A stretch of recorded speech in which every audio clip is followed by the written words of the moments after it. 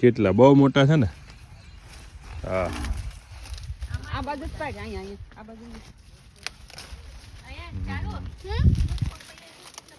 જો કેવા પપૈયા મોટા મોટા પપૈયા છે. આ પપૈયા પાકશે ક્યારે? હવે તો કઈ ખબર કેટલા વાયવા હોય કઈ. આ સરગવો છે.